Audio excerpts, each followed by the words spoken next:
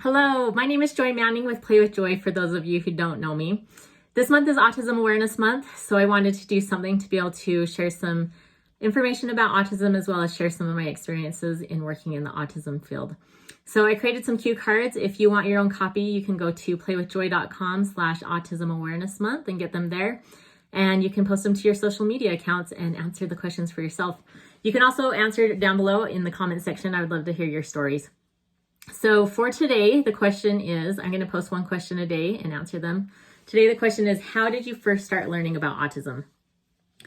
I first started learning about autism back in 2004. That's when I was working at a summer camp for kids with disabilities and adults as well.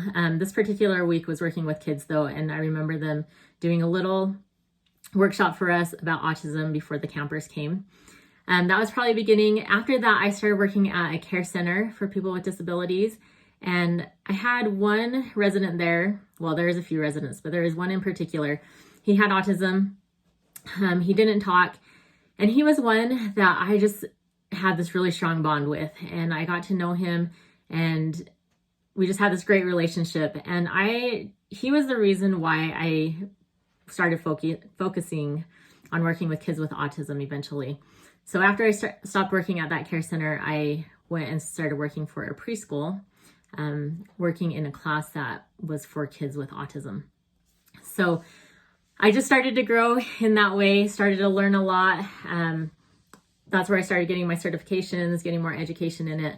But it was this one boy really, who, when I first started working there, nobody knew what his interests were. And so that was kind of my goal, is I need to find out what he likes. And so I would spend time with him every day, figuring it out and trying to just spend time with him. And that was really the start of that. And that is why I love what I do now, is because I really work with parents, teaching them how to build stronger relationships with their kids at an early age. And so anyways, that's my story about how I first learned about autism.